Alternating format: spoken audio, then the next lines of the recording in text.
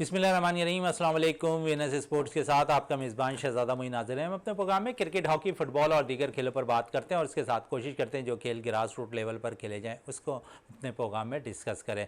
बड़ा इशू इस वक्त अगर हम देख लें तो ख़ासकर पाकिस्तान के में जो है सेलेक्टर्स के हवाले से चल रहा है और सेलेक्टर्स ने जो टीम अनाउंस की है उस पर बहुत से इशूज़ सामने आ रहे हैं। अगर बात कर लें सरफराज के हवाले से और दूसरी तरफ अगर हम देखें तो इस टीम के अंदर मोहम्मद हारिस को शामिल किया गया और फिर साथ साथ अगर हम बात कर लें मोहम्मद नवाज़ के हवाले से उन पर भी बड़ी तनकीद होती हुई सेलेक्टर्स की जानिब से, ख़ासकर जो मुख्तलिफ क्रिकेटर हैं साहब का वो तनकीद करते हुए नज़र आ रहे हैं क्योंकि पहली सिलेक्शन कमेटी ने जो है एशिया कप और अफगानिस्तान के ख़िलाफ़ सीरीज़ के लिए जो टीम ऐलान की उसमें भी हम देखते हैं कि बहुत से खिलाड़ियों को शायद मौका फराम करते हुए नज़र नहीं आई है। इन सारे सूरत हाल पर बात करेंगे। हमारे साथ स्टूडियो में मौजूद है हमारे साथी स्पोर्ट्स एनालिस्ट हैं टीम के हिस्सा रियाजुद्दीन साहब हमारे साथ मौजूद हैं। उनके साथ साथ फरहान फरीद राजू साहब मौजूद हैं जो कल भी हमारे साथ मौजूद थे और काफ़ी बातें हमने डोमेस्टिक क्रिकेट के हवाले से इनकी थी और बड़ी गहरी नज़र इनकी डोमेस्टिक क्रिकेट पर भी है। तो यकीन हम डोमेस्टिक क्रिकेट के हवाले से आज भी बात करेंगे क्योंकि बहुत सी चीज़ें कल हमसे जो प्रोग्राम में छूट गई थी। आज कोशिश करेंगे वो सारी चीज़ों को अपने प्रोग्राम में डिस्कस करें क्योंकि कल आखिरी दिन है अगर हम देख लें तो सीनियर इंटर डिस्ट्रिक्ट टूर्नामेंट का। तो उस हवाले से भी आज हम फरहान फरीद राजू से भी बात करेंगे और फिर अगर हम बात करें पाकिस्तान की तारीख में तो पाकिस्तान की तारीख के अंदर बहुत से ऐसे लोग हैं जिन्होंने बहुत सी किताबें लिखी हैं।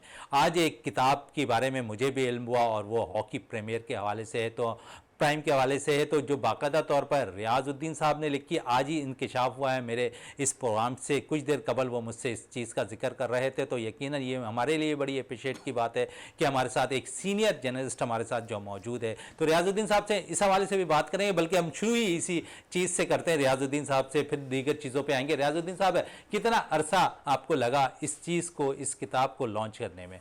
बिस्मिल्लाहिर्रहमानिर्रहीम, बहुत शुक्रिया शहजादा मोइन। देखें, हॉकी हमारा कौमी खेल है और ज़ाहिर है जब हमने हॉकी शुरू की तो हमें मतलब उस दौर में बड़ी इस चीज़ की ज़रूरत थी कि कोई हमें समझाने वाला हो, कोई हमें बताने वाला हो। लेकिन जब हमने पूरी हॉकी खेल ली, ज़ाहिर है इसी के ज़रिए हमारी मुख्तलिफ़ डिपार्टमेंट्स में जॉब्स भी लगती रहीं और जब हमने एक ख़ास सतह पर हॉकी मतलब एक आकर छोड़ी तो उसके बाद तो ज़ाहिर है मैं रेडियो से प्रोग्राम भी करता था और उसके साथ साथ फिर मुख्तलिफ मतलब टेलीविज़न पे ज़ाहिर है इस तरह के प्रोग्राम्स किया करते थे हॉकी के हवाले से, मुख्तलिफ खेलों के हवाले से।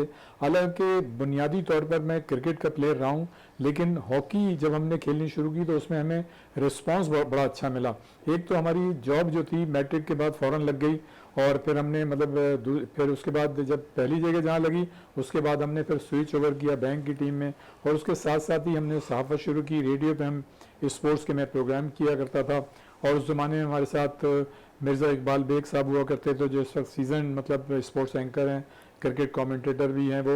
और उसके साथ साथ एहसान कुरैशी को हम देखा करते थे, माजिद भट्टी साहब को देखते थे, शोएब अख्तर हाशमी साहब को देखते थे कि वो रेडियो पे ज़ाहिर है प्रोग्राम किया करते थे। हम रेडियो प्रोग्राम के उसी परमेसेस में एक लोकल प्रोग्राम किया करते थे और वो लोग जो थे इंटरनेशनल प्रोग्राम किया करते थे। बहरहाल फिर हमने उसी दौर में मतलब कमेंट्री का आगाज़ किया, खेल भी रहे थे। तो उस वक्त फिर जब मुझे ये एहसास हुआ कि जब हम हॉकी खेला करते थे तो जब तक हम ग्राउंड में जाते थे और कोई कोच हमें मतलब दो चार बातें समझाता था तो वो समझ में आ जाती थी। लेकिन लकीली ये हुआ कि इसी दौरान मतलब कई मरतबा 2-3 मरतबा उस वक्त इंग्लैंड भी जाना हुआ तो लेस्टर शायर में एक जगह ऐसी थी कि मैंने एक जगह देखा वहाँ जाके कि वहाँ पे हॉकी की प्रैक्टिस हो रही है और मुझे बड़ा अच्छा लगा। वहाँ पे मतलब हमारे कुछ सिख भी थे, कुछ और भी कम्युनिटी के लोग थे और अंग्रेज़ भी वहाँ खेल रहे थे, पाकिस्तानी भी थे। तो मेरे जहन में एक मतलब वो आया कि जिस तरह से हमारे वालिदैन कहते थे कि सब कॉन्टिनेंट इंडिया में मतलब इस तरह से सब हुआ करते थे, तो वहाँ हमने ज़ाहिर गोरों का तो मुल्क था, इंग्लैंड में गोरे भी देखे, सिख भी देखे और दूसरी कम्युनिटी और हम भी वहाँ पे।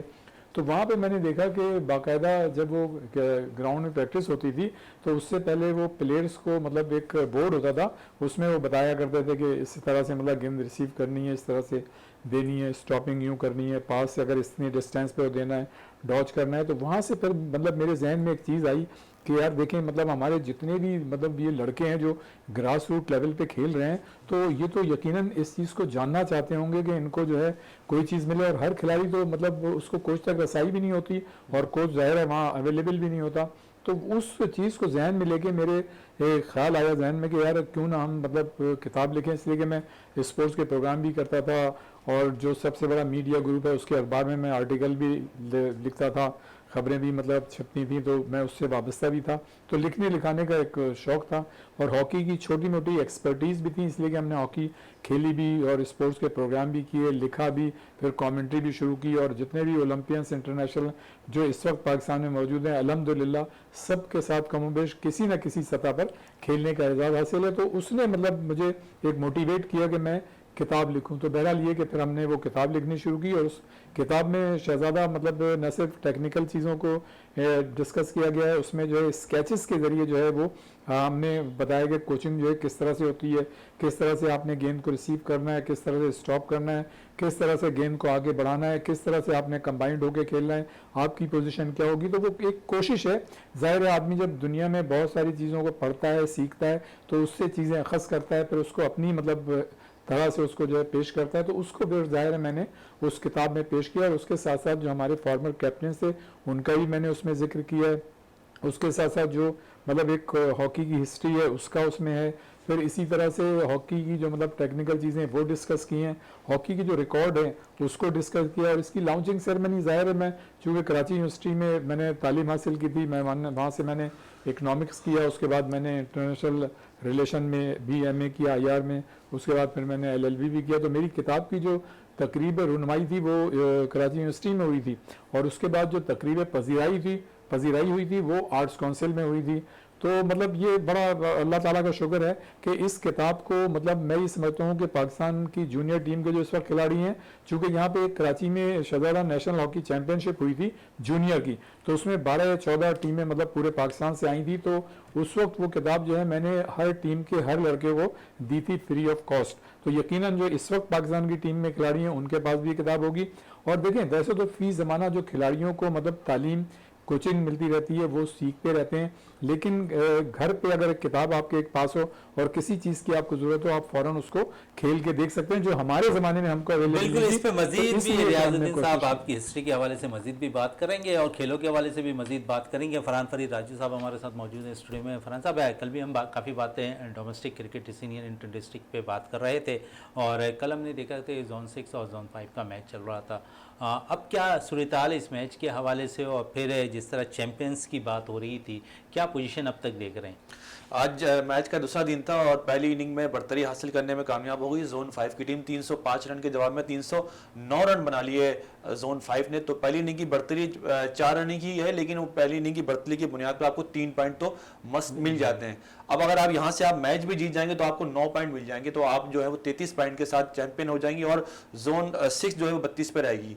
लेकिन यहाँ से अगर मैच ड्रॉ हो जाता है और बढ़तरी जोन 5 की है तो वो जोन 6 चैंपियन बन जाएगी। तो अब यहाँ से बढ़तरी लेने के बाद मैच भी जीतना है और जोन 1 की पोजीशन मजबूत है यहाँ पर, वो भी मैच विनिंग पोजीशन में आ चुकी है। और जो जोन 3 का मैच चल रहा है जोन 4 का, तो जोन 4 विनिंग पोजीशन में है। तो ये तो अब डिसाइड हो गया है कि अब चैंपियन बनने के लिए जो है वो कल का दिन जो है वो डिसाइड होगा अब तक। अच्छा फरहान फरीद राजू साहब, बड़ी अच्छी बात है। कल हम काफ़ी डिस्कस कर रहे थे सीनियर इंटर डिस्ट्रिक्ट टूर्नामेंट पर और फिर हमने देखा कि हमने स्पिनर्स के हवाले से भी बातें की थी, बैटर्स के हवाले से भी बातें की थी, लेकिन इस सबसे बड़ा गंबल शायद इस टूर्नामेंट के अंदर नज़र आ रहा है कि हमें फास्ट बॉलिंग का शोबा बड़ा वीक नज़र आ रहा है। तो इस पर भी बात करते हैं फरहान फरीद राजू साहब से।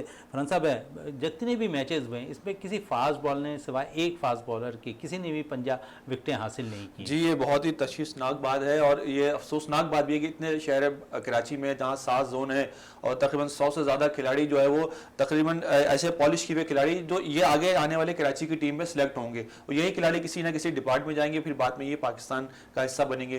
तो यही ग्रास रूट लेवल है जहाँ से हमें कोई फास्ट बॉलर ऐसा नजर नहीं आया जो एक्स्ट्रा ऑर्डिनरी पेस हो, सिवाय एक बॉलर के जो असदुल्ला हमजा है, इसका ताल्लुक जोन 4 से है। उसने अब तक इस टूर्नामेंट में 16 विकेटें हासिल की और एक दफ़ा 5 विकेटें हासिल की और किसी बॉलर ने अब तक 5 विकेटें हासिल नहीं की। आशिक अली की बात करें जिसने अब तक 42 विकेटें हासिल की हैं 5वां मैच खेलने। मोहम्मद तारिक ने अब तक 34 विकेटें हासिल की हैं, वो 6 मैच खेलने। सारे स्पिनर्स हैं और तौसीफ अहमद के जो साहबजादे हैं वलीद अहमद, उन्होंने अब तक 25 विकेट हासिल की, उसामा बशारत 30 विकेट हासिल कर चुके हैं। तो गिरने वाली तकरीबन 80% विकेट स्पिनर्स, हमने देखा कि मैच का जो आगाज है वो अटैक भी स्पिनर्स ही कर रहे थे।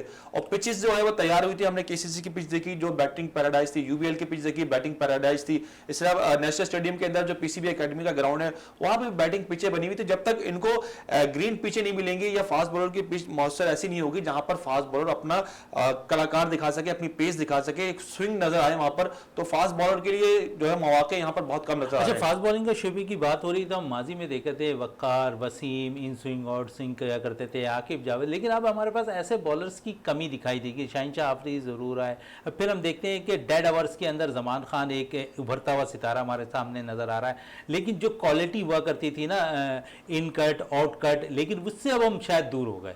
जी बिल्कुल, आप सारा जैसे रियाज भाई ने बताया कि वो लेस्टर शहर के अंदर उन्होंने आज से कई सालों पहले, तकरीबन 30 साल पहले ये चीज़ें देखी, जो आर्ट देखा क्रिकेट के अंदर, साइंटिफिक लिहाज से आपको कोचिंग नजर आई। तो हमने यहाँ पर अभी सीनियर डिस्ट्रिक्ट के अंदर जो कोचेज देखे हैं वहाँ पर ऐसे कोई साइंटिफिक लिहाज से कोई कोचिंग नहीं है, किसी ने कोई रिवर्स स्विंग सिखाने की कोशिश नहीं की, कोई आर्ट ऐसा नहीं बताया, कोई लड़कों के साथ कोई ऐसे फॉरनर कोच होने चाहिए या कोई ऐसे फिजियो होना चाहिए जो उनको फास्ट बॉलर की फिजिक्स बताएं, कैसी फिजिक्स होनी चाहिए, क्या डाइट होनी चाहिए और क्या एक्सरसाइज होनी चाहिए। फास्ट बॉलर देखिए, हमने देखा कि जमान खान लाहौर की प्रोडक्ट है, उसकी जो है वो पेस जो है 140-150 है।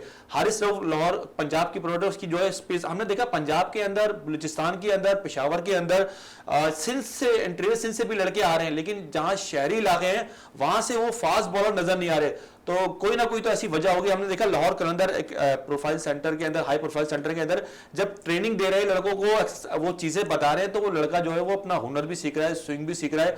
तो इस लेवल पे, ग्रास रूट लेवल पे जब तक हमें अच्छे कोच नहीं मिलेंगे तो ये चीजें भी हमें बहुत कम नजर आएंगी, बहुत कम नजर आएंगी। ग्रास रूट लेवल पर भी हमें अच्छे कोचेस की ज़रूरत है। रियाजुद्दीन साहब से यहीं से कंटिन्यू करते हैं। रियाज साहब, सीनियर इंटर डिस्ट्रिक्ट टूर्नामेंट जारी है और फिर हम जिस तरह फरहान फरीद राजू गहरी नज़र रखे हुए सीनियर इंटर डिस्ट्रिक्ट टूर्नामेंट, तमाम ही प्लेयर्स के बारे में बाखूबी वाकिफ़ है, तमाम जोन्स के प्लेयर्स के हवाले से अगर किसी भी प्लेयर्स के हवाले से इनसे बात कर लें तो वाज़ेह तौर पर उनकी परफॉर्मेंस के हवाले से भी बात करते हैं। कितना अच्छा साइन है कि हमें एक अच्छा जर्नलिस्ट नज़र आ रहा है जो ग्रास रूट लेवल पर काम कर रहा है।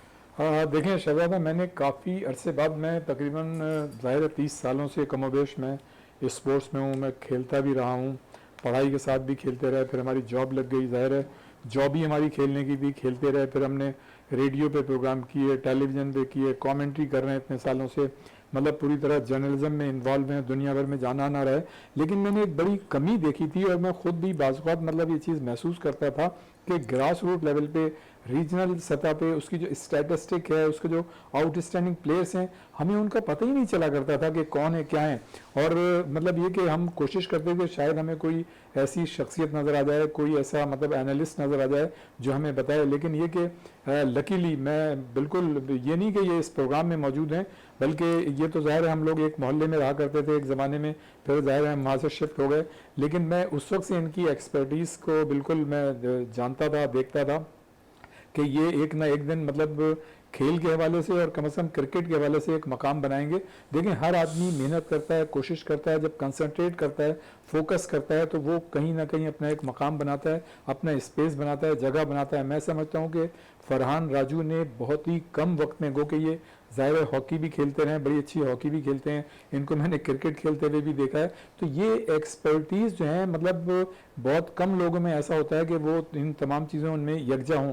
तो इसमें तो कोई शक नहीं है कि फरहान राजू ने उस कमी को कम से कम पूरा किया है जो इस कराची जैसे बड़े शहर में हमें एक ज़रूरत थी कि कोई हमें ऐसा एनालिस्ट या कोई ऐसा एक्सपर्ट नज़र आ जाए जो तमाम मतलब रीजनल सतह पर जूनियर खिलाड़ियों की परफॉर्मेंस पे नज़र रखता हो और उसको सारी चीज़ें असबर याद हों। तो ऐसा बहुत कम होता है, हमने देखे हैं और भी मतलब ये के लोग हैं जो इस सिलसिले में काम कर रहे हैं। लेकिन फरहान राजू की जो माशाल्लाह एक्सपर्टीज़ हैं और अब जो इनका एक्सपोजर होता जा रहा है और जो इनको माशाल्लाह एक्सपीरियंस हो गया है, उसको अब ये सही तरीके से एग्जीक्यूट माशाल्लाह करने के काबिल हो गए हैं। तो मैं ये समझता हूँ कि ये एक बड़ी अच्छी बात है, बड़ी हौसला अफजा बात है। और आज के इस जदीद दौर में जबकि आप ये देखेंगे क्रिकेट में इतनी वैरायटी पैदा हो गई है, इतने मतलब रिकॉर्ड रिकॉर्ड बन रहे हैं, टूट रहे हैं। और फिर ये कि क्रिकेट में मसाइल भी बहुत ज़्यादा हैं कि खिलाड़ियों को जो है उनकी परफॉर्मेंस पे सिलेक्ट नहीं किया जाता, तो इनके पास वो सारे रिकॉर्ड होते हैं जो वो निकाल के ले आते हैं, और जो सिलेक्शन कमेटीज़ होती हैं मुख्तलिफ सतह की, उनको कम अज़ कम ये जो है बताते हैं। ये एक और बात है कि इनकी बात मतलब कहाँ तक सुनी जाती है या नहीं सुनी जाती, लेकिन मैं ये समझता हूँ कि दरी जो कतरा कतरा एक दरिया बनता है, और यकीनन ये चीज़ जब उन तक पहुंचती है और पहुंच रही है तो यकीनन उनको जो है अपनी चीज़ों को दुरुस्त करने का मौका मिलता है। तो ये मैं समझता हूं कि एक जिहाद है, इसलिए कि हेल्थी एक्टिविटीज़ को फ़रोग देने के लिए और उसको सही सिमत में ले जाने के लिए अगर कोई शख्स अपना हिस्सा अदा कर रहा है जिहाद की सूरत में, तो ये एक बहुत बड़ी बात है। और शहजादा, आज के दौर में ऐसे खिलाड़ी जिनके साथ ज्यादती हो रही है उनके लिए बहुत कम लोग आवाज़ उठाने वाले होते हैं। तो मैं ये समझता हूँ कि न सिर्फ और लोगों ने भी आवाज़ उठाई है।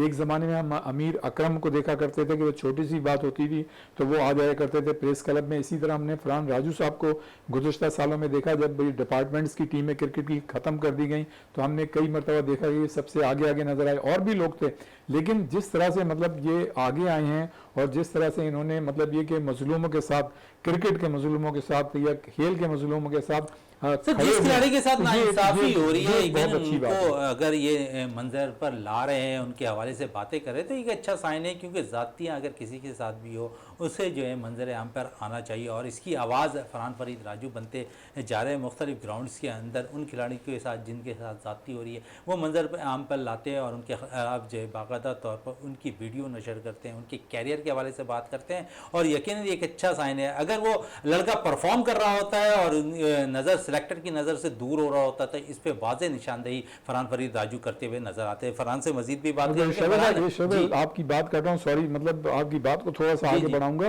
कि मतलब ये जो काम कर रहे हैं ना इस वक्त, ये बगैर किसी सताइश की तवक्को किए हुए और बगैर किसी कोई मतलब इनको कोई मॉनिटरी गेन नहीं है उसके बावजूद कर रहे हैं, तो ये एक बहुत बड़ी बात है। बहुत बड़ी बात है। फरहान, किस तरह आपने अपने, जिस तरह भी थोड़ी देर पहले मैं रियाजुद्दीन साहब से बात कर रहा था और ख़ासकर उनकी किताब के हवाले से भी बात कर रहा था, फिर आपके हवाले से भी आज बात चलने के लिए, तो क्योंकि आप बड़ी गहरी नज़र ग्रास रूट लेवल पर काम करते हुए नज़र आ रहे हैं। उन्होंने इंकिशाफ भी अभी मुझे कर दिया कि हॉकी भी खेला करते थे फरहान फरीद राजू साहब। ये भी जिस तरह आज एक किताब के हवाले से मुझे रियाजुद्दीन की बात से पता चला कि आज रियाजुद्दीन साहब ने एक किताब भी लॉन्च करने जा रहे हैं, इसी तरह आपके हवाले से भी आज इंकिशाफ हुआ कि आप हॉकी भी खेला करते थे। हॉकी बड़े बदहाली का शिकार है, इस पर कहते हैं कुछ, और उसके बाद फिर अपने कैरियर के हवाले से। बिल्कुल, रियाज भाई का बहुत शुक्रिया, उन्होंने मेरे लिए जो अल्फाज किए, ये मेरे लिए बहुत ज़्यादा ऑनर की बात है। और शहजादा भाई आपके भी बहुत शुक्रिया कि किया। अब जैसे रियाज भाई ने आखिर में कहा कि बगैर किसी सत्ताइश के और बगैर किसी गर्ज के, लेकिन इससे ऊपर भी एक बात है कि इसमें कई लोगों की दुश्मनियां भी होती हैं, कई लोग नाराज होते हैं और अपने दोस्त भी जो है दो राय नहीं वो हो जाते हैं। हॉकी जो है, मैंने अपने बड़ों को, रियाज भाई का क्लब था डॉक्टर बदरुद्दीन 11, इनके वालिद साहब भी हॉकी खेला करते थे, इनके सारे भाई हॉकी खेला करते थे। एक राइडर्स का ग्राउंड होता था जहां पर चारों तरफ क्राउड ही क्राउड होता था। अब क्यों नहीं है? बचपन में उसी स्कूल में पढ़ते थे, उसी इलाके में रहते, तो हमारे जो बड़े थे वो जब मैच होता था इनके आपस में तो पूरा ग्राउंड भरा होता था। और इन्हीं को देख देख के हमें हॉकी का शौक हुआ, लेकिन हम इस तक पहुंच नहीं सकते थे। जब हमने थोड़ा सा बड़े हुआ, क्रिकेट खेलते थे, जब क्रिकेट के साथ साथ हॉकी को भी पकड़ना शुरू किया, तो हॉकी के अंदर हमने अच्छे लेवल पे हॉकी खेली और क्लब लेवल पे हॉकी खेली। हमारा क्लब था टेलीकॉम जमखाना, मुख्तार भाई मरूम अल्लाह पाक उनकी मग़फ़िरत फरमाए। तो उससे हमें हॉकी के से ये फायदा हुआ कि हमारी जो फिटनेस थी, जो हमारी सेहत थी, हमें किसी डिपार्टमेंट की या उसकी उस वक्त हमारा सिर्फ जुनून था हॉकी। और हॉकी हम खेल के हमें मतलब ये घर वाले ही कहते थे कि बुरी एक्टिविटी से बचा है बच्चा, कम से कम किसी गेम में जा रहा है। तो उस वक्त ग्राउंड आबाद होते थे, हॉस्पिटल जो है वीरान हुआ करते थे, हर जगह कोई ना कोई एक्टिविटी चल रही होती थी। तो ये तो हमारी हॉकी की थी कहानी। लेकिन इस वक्त मैं आपको कुछ फैक्ट एंड फिगर बताना चाहूंगा, क्योंकि अगर वो मैं इसको मिस कर जाऊंगा तो बड़ा ही एक खतरनाक मामला है। आज आखिरी दिन है कल का, और कुछ लड़के ऐसे हैं जो कराची रीजन के दरवाजे पे दस्तक दे रहे हैं और वो टॉप परफॉर्मर हैं। अगर कल इनके साथ नाइंसाफी होती है तो कम से कम वो चेहरे सामने होंगे। अशर कुरैशी है जो बेस्ट ऑलराउंडर है इस टूर्नामेंट का अब तक, जिसने 15 विकेटें भी हासिल की और 300 से ज्यादा रन भी बनाए। फैजान खान जिसने 15 शिकार भी किए हुए और 450-500 रन भी बनाए हुए। इसी तरह अब्दुल्ला फजल है जिसने 3 सेंचुरी बनाई हुई, 450 से ऊपर रन है। इमरान शाह अंडर 90 प्लेयर है जिसने 600 के करीब रन बनाए हुए, इस वक्त टॉप रीडिंग पर है। सैफुल्लाह बंगश है जिसने 14 शिकार किए हैं और उसकी रन की तादाद तकरीबन 580 हो चुकी है। इसी तरह ओसामा बशारत है, इसी तरह तारिक है जिनकी 34 विकेटें हैं, और इसी तरह जो है वो आशिक अली हैं जिन्होंने 42 विकेटें हासिल की हैं, ये वो टॉप परफॉर्मर है। और अफनान खान बेहतरीन ऑलराउंडर है, जो पाकिस्तान ए में भी नाम आ चुका है उनका। तो ये वो लड़के हैं, अगर कल कराची रीजन की टीम में इनमें से किसी का नाम नहीं आता, अफजल है विकेट कीपर जो टॉप पे है इस वक्त, इन्होंने 16 शिकार किए हैं, तो फिर ये वो क्या वजह होगी कि उनका नाम क्यों नहीं आया। वो लड़का जिसका कोई परफॉर्मेंस ही नहीं थी, वो इस बेस पे आया था, उसकी बैक स्ट्रांग थी या उसके करता धरता किसी ऑर्गेनाइजेशन। अभी साहब इस पे तो भी थोड़ा सा टाइम है, जब टीम का ऐलान जी, होगा बात और तो उस वक्त है। आपकी नज़र से कोई चीज़ बच के नहीं आएगी। यकीनन अगर किसी के साथ नाइंसाफ़ी होगी तो विनस भी अपने इसी प्लेटफॉर्म से जो है इन खिलाड़ियों की निशानदेही भी करेगा। आपको मधु भी करेंगे इसी हवाले से, अपने स्टूडियो पे भी और इस पर भी बात करेंगे। अब दोबारा थोड़ी सी क्रिकेट के हवाले से बात कर लें। एशिया कप का आगाज़ होने जा रहा है और उससे पहले पाकिस्तान ने अफगानिस्तान के खिलाफ सीरीज़ खेलनी, लेकिन एशिया कप के अंदर हम देखते हैं कि जो कमेंटेटर पैनल है वो बाकायदा तौर पर अनाउंस हो गया। उस कमेंटेटर पैनल के अंदर पाकिस्तान के 5 कमेंटेटर जो है कमेंट्री करते नजर आएंगे। ये पाकिस्तान के लिए एक अच्छा साइन, 5 नहीं सॉरी 4 कमेंटेटर जो है पाकिस्तान की तरफ से, और इंडिया की जानिब से जो है 5 कमेंटेटर, टोटल 11 कमेंटेटर जो है इस पैनल का हिस्सा हैं, जो एशिया कप में पैनल तरतीब दिया गया है। इसी हवाले से रियाज साहब से भी बात कर लेते हैं। रियाज साहब, जहाँ पर हम देखते हैं हर चीज़ पे हम नज़र रखते हैं, कमेंट्री पैनल पर भी हमने आज थोड़ी सी बात कर लें, क्योंकि अगर हम देखें तो पाकिस्तान की जानिब से अब 4 जो पाकिस्तान के साबका क्रिकेटर्स हैं वो कमेंट्री करते हुए नजर आएंगे, जिनमें वसीम अकरम है, वक़ार यूनुस है, रमीज़ राजा है, बाजिद खान है। क्या कहेंगे इनके हवाले से? देखिए, क्रिकेट के खेल के साथ या दुनिया का कोई भी खेल हो, कमेंटेटर्स की एक बड़ी अहमियत है।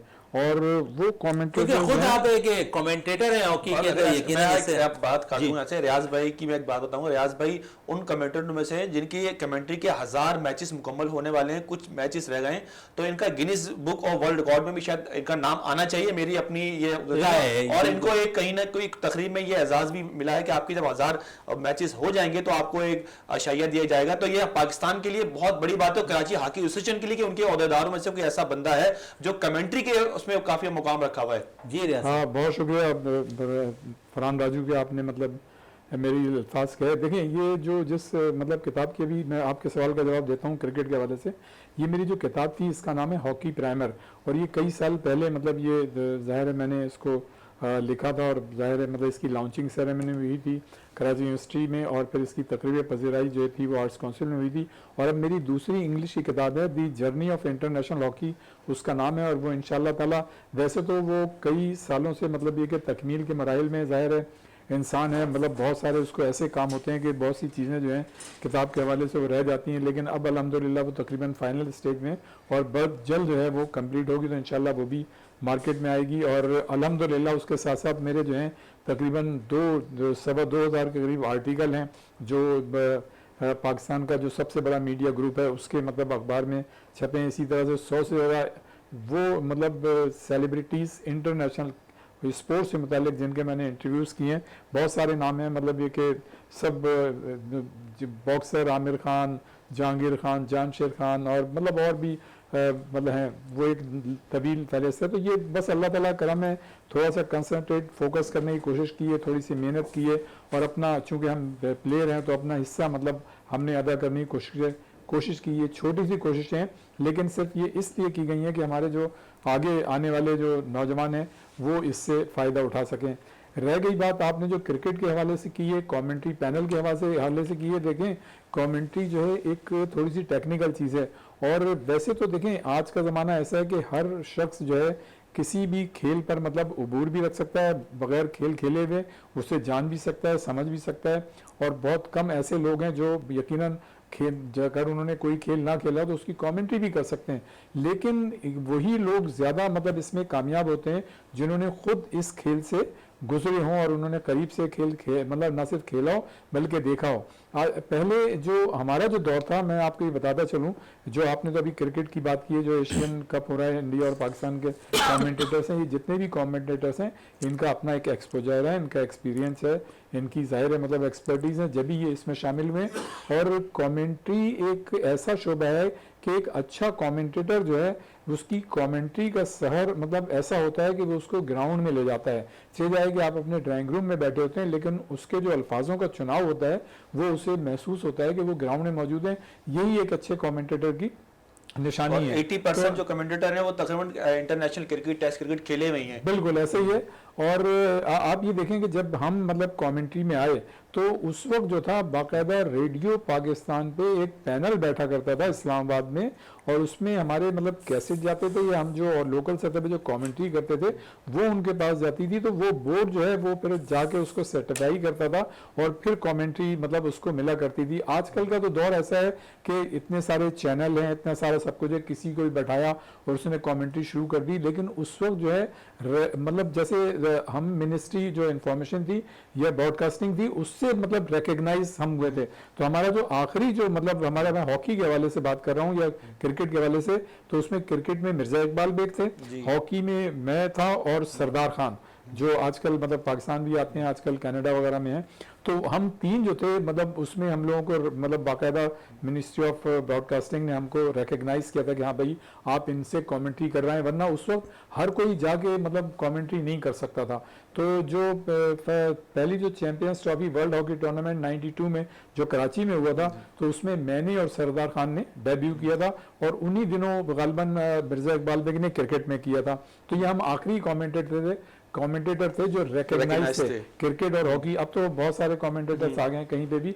तो रह गई बात देखें क्रिकेट की, आपने देखा होगा कि रमीज राजा और जितने भी ये कमेंटेटर्स हैं, इंटरनेशनल क्रिकेट काउंसिल जो है बाकायदा इनको एक प्रोग्राम देती है, उसके तहत मतलब ये ग्रूम होते हैं। आपके वसीम अकरम भी और रमीज राजा भी, ये सारे मतलब ये उस प्रोसेस से गुजरे, चाहे वो इंडिया के कमेंटेटर्स हो या ये कमेंटेटर्स हो। और आपने देखा कि आईसीसी के जितने भी कमेंटेटर हैं रिकग्नाइज, उनकी आप कमेंट्री देखें, उनका फ्लो देखें, उनका अल्फाजों का चुनाव देखें, आपको एक मतलब एक अच्छा महसूस होता है कि हाँ यार ये कमेंट्री कर रहे हैं। अच्छा, इसमें बहुत से ऑस्ट्रेलिया के भी हैं, इंग्लैंड के भी हैं, न्यूजीलैंड के भी हैं, तो वो मतलब आपको पता चल जाता है कि यार ये वाकई एक वक्त में रिची बेनियो थे, टोनी ग्रेग थे, ये ऑस्ट्रेलियन टिपिकल कमेंटेटर थे, बड़ी अच्छी कमेंट्री किया करते थे। बॉब वॉलिस थे, मतलब ये वो कमेंटेटर थे जो कि जिन्होंने जो है वो एग्रेशन लेके आए थे अपने वर्ड्स के अंदर से। अच्छा, यहाँ मैं शहबाज एक बात जरूर करूंगा, मुझे याद आ गई है कि मरहूम मुनीर हुसैन हुआ करते थे जो उर्दू क्रिकेट कमेंट्री के बानी थे।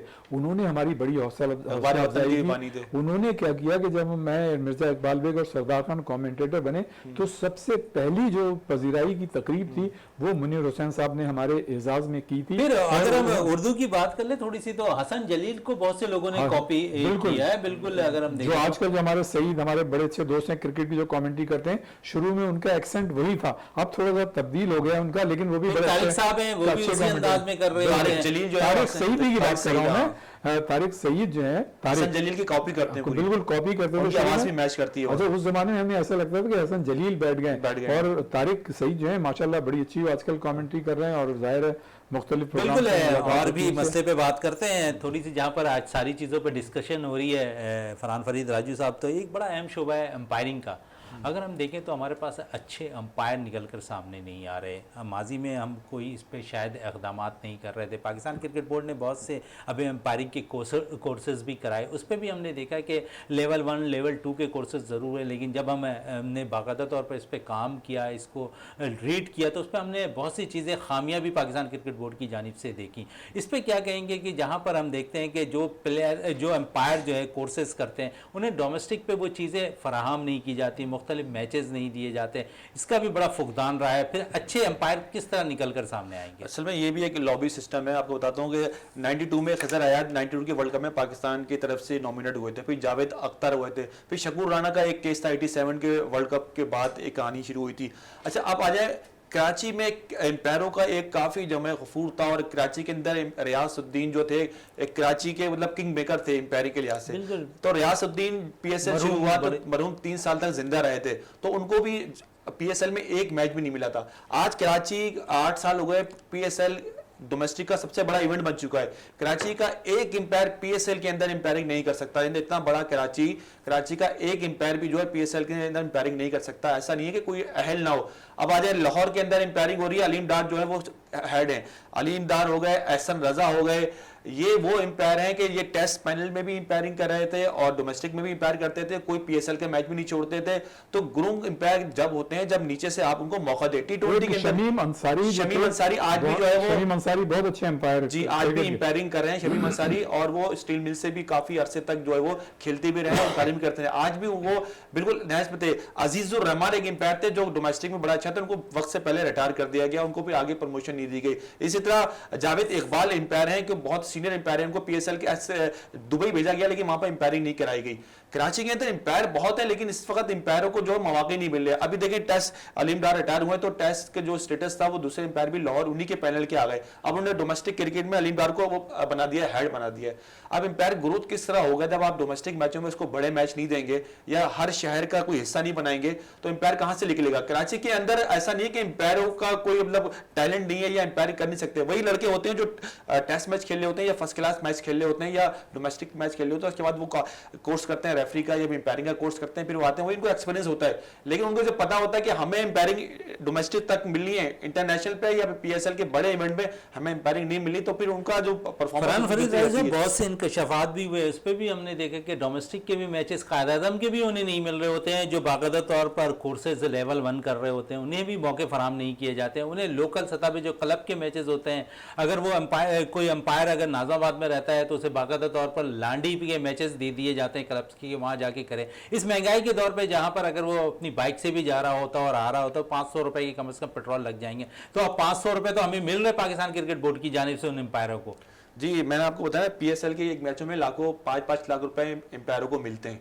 काइजरमैन ट्रॉफी में तकरीबन 1.5-2 लाख रुपए एम्पायरिंग के मिलते हैं। अब ग्रेड 2 के अंदर एम्पायर को जो है 50-50 हजार मिलते हैं। लेकिन जहां पर छोटे छोटे इवेंट आते हैं जहां पर 10-10 हजार 5-5 हजार एम्पायर को मिलते हैं, वहां कराची के एम्पायरों को एम्पायरिंग दी जाती है। जहां पर पैसों का मामला आता है तो वहां पर अपने अपनों को नवाजा जाता है, टूर करवाए जाते हैं और उनमें एम्पायर के ऊपर उस पर खिलाया जाता है। डिपार्टमेंट में एम्पायरों की एक तादाद थी कराची के अंदर, जब कराची बंद हुए तो एम्पायरों को भी जो रोजगार था वो भी खत्म हुआ, ऑफिशियल का, कोच का। अब कराची के अंदर जो है वो आबादी भी ज्यादा है और हर कौमियत का लोग जो है लोग हैं शहर से कराची में आते हैं रोजगार के लिए, चाहे वो क्रिकेट ही क्यों ना हो। आप देख रहे हैं कि हर पेशावर का, इस्लामाबाद का, लाहौर के हर क्रिकेटर रोजगार के सिलसिले में आते हैं, यहीं से ग्रोथ करते हैं, खेलते हैं। लेकिन जब वो पाकिस्तान टीम में पहुंचते हैं तो उनमें लेबल लग जाता है कि ये इस्लामाबाद के हैं, ये कोयटा के हैं, ये डेरा इस्माइल खान के हैं, ये सिंध के हैं। क्रिकेट उन्होंने यहाँ से खेली, बेसिक यहाँ से बनाई, हर कुछ यहाँ किया। लेकिन जब वो बन जाते हैं, इसी तरह मैं जोन 6 की इसलिए बात करता हूँ कि जोन 6 जो है लेबल लगा देता है। लड़का जोन 4 का होता है, जोन 3 का होता है, जोन 5 का होता है। जब वो बन जाता है, स्टार बन जाता है, तो उसको जोन 6 ले लेती है, लेबल लगा के चमका देते हैं कि ये जोन 6 का क्रिकेटर है। इसी तरह हर शोबे में यही चल रहा है, आप ऊपर से नीचे तक सारी। बिल्कुल, एम्पायरिंग के हवाले से मजीद रियाज साहब से भी बात कर लेते हैं। रियाज साहब, ये मसाइल हमारे साथ कब तक चलते रहेंगे? इन चीज़ों पर हम कब अपने आप को सरखुरू करके नजर आएंगे कि कोई अगर लेवल के कोर्सेज कर जा रहा है एम्पायरिंग के तो उसे वो मौके फराहम किए जाएं? देखें, ये एक माइंड सेट है और मेरे ख्याल से पाकिस्तान को 76 साल हो गए हैं बने हुए, लेकिन हमारे जो सिस्टम है ना, ये उसकी ख़राबी का नतीजा है। और फिर ये कि हम लोगों में टॉलरेंस और पेशेंस नाम की कोई चीज़ नहीं है। हमें मतलब ये जज्बा नहीं है कि हम किसी को बर्दाश्त कर सकें और किसी की हौसला अफजाई कर सकें। अगर एक मेरिट देखें, मेरिट का तो कदर हमारे यहाँ कमोबेश शुरू से हो रहा है, बहुत कम ऐसा होता है कि मेरिट पे खिलाड़ी आ जाता है। वरना जो हमारा कल्चर है इस वक्त, सॉरी टू से विद ऑल ड्यू रिस्पेक्ट, वो ये है कि अगर आपकी बैक मजबूत है, आपकी लॉबी है, तो आप हर जगह मतलब ये कि नंबर 1 रहेंगे। अगर आपकी लॉबी नहीं है, आप कितने भी अच्छे मतलब अपने शोबे में कारकर्दगी है या आपकी परफॉर्मेंस है, आपको उस वक्त तक मतलब ये कि शामिल नहीं किया जाएगा जब तक आपकी लॉबी नहीं होगी या आपकी से नहीं होगी। ये हमारे माशरा जो है उसकी ये मजबूरियाँ हैं। हम आज उस नहज पे पहुँच गए। ये जो हम मतलब ये देखते हैं मेरिट का कदर, अब आप देखें ना, पाकिस्तान क्रिकेट टीम जो अनाउंस हुई है, हम तो समझते थे कि इंतज़ामुल हक साहब जो है वो ज़ाहिर है माशाल्लाह जिस तरह की शख्सियत हैं वो कभी भी ये नहीं सोचेंगे कि चाहेंगे कि किसी खिलाड़ी के साथ ज्यादती हो या कम से कम एक अवाम में एक परसेप्शन या तासुर जाए कि जी मेरी वजह से मतलब लोगों को उंगलियां उठाने का मौका मिला है। लेकिन आपने देखा कि सऊद शकील के साथ जिस तरह से उन्होंने मतलब उनको श्रीलंका के खिलाफ अच्छी परफॉर्मेंस की सज़ा दी कि उनको जो है 18 की टीम में रखा है बादल ना ख्वास्ता अफगानिस्तान के खिलाफ और एशिया कप की टीम में नहीं है। इसका मतलब ये है कि उनको ये बताया गया है कि जी आपने इतनी अच्छी परफॉर्मेंस क्यों दी।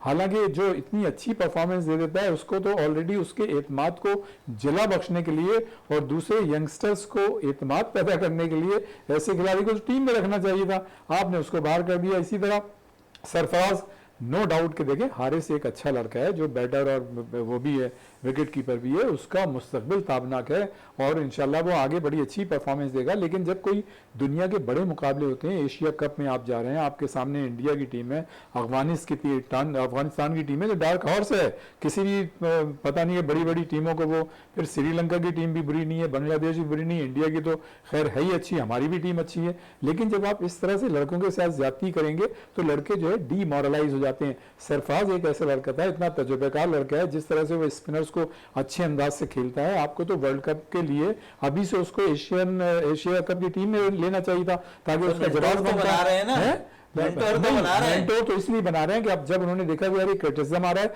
ना सिर्फ सऊद शकील की वजह से क्रिटिसिज्म आ रहा है बल्कि सरफराज की वजह से भी आ रहा है, तो उन्होंने बादल है ना खासा उन्होंने कहा थोड़ा सा कंपनसेट करने के लिए यार लोगों के मीडिया का मुंह बंद करने के लिए इनको रख दो। वरना मैं आपको ये बताऊं कि मीडिया का एक ग्रुप एक तबका ऐसा है जो सरफराज के खिलाफ है, वो चाहते ही नहीं कि सरफराज आए। लेकिन आप ये देखें कि वो वाहिद पाकिस्तान का कप्तान है जिसने 2 वर्ल्ड कप आपको जीत के दिए, एक जूनियर वर्ल्ड कप जीत के दिया और एक 2017 की चैंपियंस ट्रॉफी जीत के दी है और एक्स्ट्राऑर्डिनरी परफॉर्मेंस 11 मैचेस मुसलसल उनकी कप्तानी में जीते हैं। यार उसका जो तजुर्बा है, अब आप ये देखें ना, आपने इतने 3 साल उसको बाहर रखा, न्यूजीलैंड के खिलाफ जो उसने एक्स्ट्राऑर्डिनरी परफॉर्मेंस दी, मतलब उसने ऐसी परफॉर्मेंस दी जो किसी की आंखों में धूल नहीं झोंक सकता था, तो आपने बादल खासा उसको टीम में ले लिया और सिर्फ ये जवाब बना रहे हैं कि जी अब श्रीलंका के खिलाफ उसने जो है नहीं खेला। अब भाई उसने 4 कैचेस भी तो लिए थे, वो नहीं देखे आपने, वैसे विकेट कीपर उसने 4 कैचेस लिए, विकेट कीपिंग अच्छी की। लेकिन देखें पूरे दिन जब कोई खिलाड़ी खेलता है तो एक आध फंबल, कोई एक आध मिस्टेक बीइंग मतलब इंसान होती है, बड़े बड़े अंपायर्स हो जाती है। अभी हम अंपायर्स का जिक्र कर रहे थे, अंपायर सर्वितो तो जो 1990 का वर्ल्ड कप हुआ था, आरिफ भोपाली ने गोल कर दिया था और वो गोल था, अगर वो एक लम्हे के लिए रुक जाता तो उसको ऑफसाइड नहीं देता। और बाद में सर्वितो ने बाकायदा ये कहा कि हाँ जी मुझसे गलती हो गई, आपसे तो गलती हो गई, आपने तो बाद में बता दिया, लेकिन वहां तो आपने पाकिस्तान की टीम का बेड़ा गर्क कर दिया। तो देखें इंसान गलती का पुतला है, अंपायर भी इंसान है, उससे गलतियां हो जाती हैं। लेकिन मतलब बहैसियत चेयरमैन सिलेक्शन कमेटी आपको तो इतने दिनों से पता था कि कौन कौन से लड़के हैं, किस किस की क्या परफॉर्मेंस है, आपको तो मतलब ये अंपायर वाली गलती तो नहीं करनी चाहिए थी। आपको तो देखें अंपायर तो एक ऐसी पोजीशन में होता है या कमेंटेटर एक ऐसी पोजीशन में होता है कि कंटिन्यू तो उसको रनिंग में होता है, वो चाहे अंपायर हो या कमेंटेटर हो, तो एक आध फंबल इंसान से हो जाता है। लेकिन जो सिलेक्शन कमेटी है उसके पास तो पूरा रिकॉर्ड है, सारी चीजें हैं, उसके पास तो पूरी एक चीज आती है, स्टिल वो बैठा हुआ होता है, तमाम मॉनिटर कर रहा होता है, देख रहा होता है, उसके बाद उसे फैसला लेना होता है। तो इसका मतलब ये कि अगर आपने वो फैसला गलत लिया तो आपकी कहीं ना कहीं इंटेंशन और आपकी जानिबदारी है, मतलब वो शामिल है। कप्तान की भी राय होती है, कप्तान मैं पहले भी कह चुका हूं, देखें नो डाउट बाबर आजम के लिए हमारी दुआएं कि उनको नजर ना लगे, पाकिस्तान के लिए कारनामे अंजाम देते रहे, इससे पहले भी हमारे प्राइड है, उन्होंने कारनामे अंजाम दे दिए। लेकिन सऊद शकील और सरफराज के हवाले से, और फिर आपने जो एक और प्लेयर मतलब इसमें आमिर ताहिर को ऐड किया, शफीक क्या है, अब्दुल्ला शफीक नहीं सॉरी फहीम अशरफ को जिस तरह से आपने ऐड किया है, उनकी परफॉर्मेंस देख लें, ये ऐसी चीजें हैं। फिर वसीम जूनियर को आपने लिया है, उनकी मतलब ये कि कारकर्दगी को के बुरी नहीं है, लेकिन ये कि एशिया कप के हवाले से आपको देखना चाहिए था। और मैं ही समझता हूं कि आपने सरफराज के साथ और सऊद शकील के साथ ज्यादती की और इसमें बाबर आजम जो हैं वो भी शामिल हैं, और ये वो ज्यादतियों का तसलसल है जो आप इससे पहले अहमद शहजाद के लिए भी करते रहे और इससे कब जो है उमर अकमल के साथ फवाद आलम के साथ तो बहुत बड़ी ज्यादती थी कि बेचारा इतने अरसे सालों तक 10 साल तक बाहर वो परफॉर्मेंस देता रहा, उसने हिम्मत नहीं हारी, वो डटा रहा, जमा रहा और परफॉर्मेंस दे के वो टीम में आया। लेकिन आप सिर्फ एक मौके की तलाश में थे कि वो एक मतलब किसी जगह हम फंबल करे और वो करे और उसके बाद आप बाहर कर दिया। इसी तरह आपने सरफराज को कर दिया और यही मौका आप ये चाहते हैं जो आपने सऊद शकील को चांस दिया है, आपको तो डायरेक्ट एशिया कप में टीम में रखना चाहिए था। अब सऊद शकील अगर खुदा ना खास्ता भाई प्लेयर है तो करने को तो वो 100 भी कर लेगा, देगा, लेकिन आप अगर वो ना कर सका और आपने मौका दिया, अव्वल तो मुझे नहीं लगता कि मौका देंगे, अगर दे भी दिया और वो नहीं किया तो आप जवाब बना लेंगे जी हम नहीं अगर रखा। मौके की बात आ रही है फरहान वरीद राजू साहब, अगर तीनों मैचेस के अंदर सऊद शकील को मौका नहीं मिलता है अफगान के खिलाफ, तो बगैर खेले वो टीम से बाहर हो जाएंगे। देखिए इसमें तो मौके की तो बात ही नहीं है। एक खिलाड़ी ने जब इतनी इतनी बड़ी परफॉर्मेंस दी हुई हो तो उसको मौके की तो बात ही नहीं है। उसको तो मौका तो उनको दें, फहीम अशरफ को मौका दें, मेरी इस बात समझ में आती है। आप तैयब ताहिर को मौका दें, इसको मौका नहीं दें, इसको बोले आप वर्ल्ड कप खेलना है, आपने वर्ल्ड कप खेलना है, आपने कुछ करना है नहीं करना, आपने वर्ल्ड कप के लिए हमने जब आपने इतनी बड़ी परफॉर्मेंस दे दी तो आपकी तो आंखें खुल जानी चाहिए, आपको उससे सोचना चाहिए। आपको 22 मैं कहता हूँ रियाज भाई ने बोला माइंड सेट की बात है। जब सरफराज की सर पे बॉल लगी, वो इंजर्ड हो गए, तो रिजवान को इन किया। रिजवान बैटिंग कर रहे थे 35 रन पे, डे खत्म हो गया। दूसरे दिन जब मैच शुरू हुआ तो आपने तो फौरन इनिंग डिक्लेयर करके उनको देना था, क्योंकि बारिश का भी खतरा हो सकता था, बारिश भी आ सकती थी। आपने छोटी छोटी खुशियों के लिए रिजवान के 50 रन मुकम्मल करने के लिए आपने पाकिस्तान की जीत को दांव पे लगा दिया। आपने जाके कहा रिजवान को 50 रन मुकम्मल करो। फरहान मैं आपकी थोड़ी कट करूंगा, सॉरी माजरत के साथ। आप ये देखें कि आपने देखा हुआ था कि वहां बारिश हो सकती है, खराब मौसम है और क्रिकेट में तो कुछ भी हो सकता है, लेकिन आपने उसकी 50 कराई, चलो ठीक है कराई, लेकिन करानी आगा सलमान के भी 150 कराए थे, वो 138 में नॉट आउट आया। आपने अगर उसको खुश करना था तो सबको खुश करते हैं। इमरान खान 280 रन पे जावेद मिदाद हैदराबाद के अंदर इंडिया के खिलाफ नॉट आउट थे, ट्रिपल सेंचुरी खरीदते हैं, पहली दफा कोई ट्रिपल सेंचुरी, लेकिन इमरान खान टीम के लिए खेले। इमरान खान 91 पे नॉट आउट है बर्गम में इंग्लैंड के अंदर, वो इनिंग डिक्लेयर करके वापस आ गए। इमरान खान जो है वो इस चीज को नहीं देखते थे, वो टीम के लिए सबसे पहले जीत को देखते थे। यहां तो ऐसा लग रहा है कि दोस्तियां यारियां निभाई जा रही है, इसको खुश किया जा रहा है, तुम्हारे 50 पूरे हो गए, तुम अपना कॉन्फ्रेंस बहाल कर लो। टीम की शिकस्त तो फरहान आप ये देखें कि रिजवान नो डाउट बहुत अच्छा मतलब बैट्समैन भी है, विकेट कीपर है, हमारा मान है, हमें उस पर फख्र है, लेकिन 7 मुसलसल इनिंग्स में वो फेल हुए थे, तब आपने जो है सरफराज को लिया था। और सरफराज अगर एक मैच में उसने खराब परफॉर्मेंस दी तो आपने वो जवाब बना के और उसको बाहर कर दिया। अब देखिए हारिस के 5 मैचों में मुसलसल वनडे में फेल है। फहीम अशरफ जो है वो 31 वनडे इंटरनेशनल उनकी अगर निकाल के देखें तो उनकी कोई निफ सेंचुरी नहीं है। अब ऑलराउंडर तो उसको कहते हैं जो कम से कम हर तीसरे चौथे मैच में 50 रन हो, या हर छठे सातवें मैच में उसकी 4 विकेटें हो, या कोई मैच विनिंग उसकी हो। फहीम अशरफ ने ना अपने बैट से कोई भी मैच जितवाया है, ना कभी बॉलिंग से जितवाया है। आधा तीतर आधा बटेर आपने रखा है। हार्दिक पांड्या को देखें, ये ऐसा ऑलराउंडर है। बेन स्टोक को देखें, ये ऑलराउंडर है जो मैच विनर है। आप कैमरन गिरन को देखिए, ऐसे ऑलराउंडर है। लांस क्रूजर थे ऑलराउंडर, वसीम अकरम ऑलराउंडर थे, अजहर महमूद, अब्दुल रजाक। इस क्लास के आपके पास ऑलराउंडर नहीं है। आप आधे तीतर आधे बिटेर कराए जा रहे हैं। जो परफॉर्मर है सऊद शकील ने क्लास शो की है, उसको वो स्टोक भी है, वो स्पिनर्स को भी अच्छा खेलता है, वो तेज खेलना भी जानता है। हारिस रऊफ को T20 की बुनियाद पर आप टेस्ट खिला सकते हो, वनडे खिला सकते हो, तो टेस्ट की अच्छी परफॉर्मेंस पे आप उसको वनडे क्यों नहीं खिला सकते? ये भी एक बहुत बड़ा सवालिया निशान है कि जब वो एक टेस्ट प्लेयर है तो वो होता है जो हर चीज का टेस्ट पास करके आता है। लेकिन ये लोग ये सारी चीजें जो है अपने मतलब हिसाब से करते हैं। और जैसे मैंने पहले कहा ना कि आप बास खिलाड़ियों के लिए तो सिर्फ ये देखते हैं कि यार एक इसकी परफॉर्मेंस एक मैच में खराब हो जाए, इसे बाहर करो, और बास के लिए देखते हैं कि यार एक मैच में अच्छी परफॉर्मेंस दे दो, उसकी बुनियाद पे आप उसको 1 साल तक चलाते रहो। तो समथिंग इज एब्सोल्युटली रॉन्ग, ये नहीं होना चाहिए और ये एक माइंडसेट है, नहीं होना चाहिए। रियाजुद्दीन साहब बड़ी बातें आज हमारी दुआ है कि पाकिस्तान की टीम कामयाबी बहुत सी बातों की और बहुत से इंकशाफात जो है नाज़रीन के सामने भी रखे और सेलेक्टर्स के सामने भी रखे। रियाजुद्दीन साहब आपका बहुत बहुत शुक्रिया, फरहान फरीद राजू साहब आपका बहुत बहुत शुक्रिया। प्रोग्राम का अख्ताम करते हैं इस दुआ के साथ कि पाकिस्तान में खेल और खिलाड़ी तरक्की करते रहें और पाकिस्तान का सब जलाली परचम दुनिया भर में रोशन रहे। इसी के साथ अपने मेज़बान शहजादा मोइन को इजाज़त दें। पाकिस्तान जिंदाबाद।